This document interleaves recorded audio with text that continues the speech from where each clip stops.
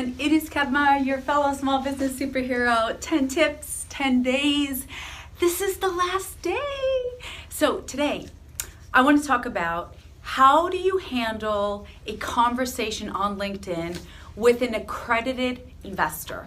So I just had this happen yesterday where someone approached me, sent me a message about a concept they're working on, and it really didn't go well with them because they did not handle it appropriately. So I'm going to talk about 4 things that an accredited investor is going to be thinking about if you're going to approach them on LinkedIn. First and foremost, it's best to just have a dialogue before you go into trying to pitch them for a deal. But if you are going to send them a message, make sure that you send them some kind of slide deck or pitch deck, something very brief and to the point in what you're looking for. So what do you put in that pitch deck? So I'm going to cover 4 major things that I'm looking for if you're going to send something to me. And please don't, I'm not saying I want to be bombarded because right now I have a lot of things I'm working on. But as an investor myself, I'm always looking at a couple of things if I'm going to review a potential concept. The first one I'm going to pay attention to is who is on your team. I want to understand the individual or individuals that are executing on whatever idea or project you have, because a product or a service may be great, but a lot of times if you don't have the right people in place who have the knowledge of the industry, who have the ability to execute, that's going to be a huge problem.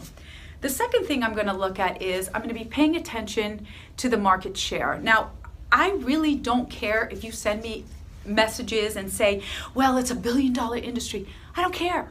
$1 billion industry does not mean that your particular service or product is going to capture that $1 billion market share. What's more important for me is to really gain an understanding of how much of the market you believe your product or service can scale up to, and why do you believe that? What gives you some data or some information, real information, to back up that statement?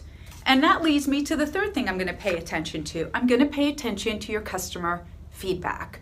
That's what I really care about. I want to know what your customers have told you. What is the feedback you're hearing from your customers about this product or service? And if you haven't launched, I'm assuming you already interviewed potential customers, and what are they saying?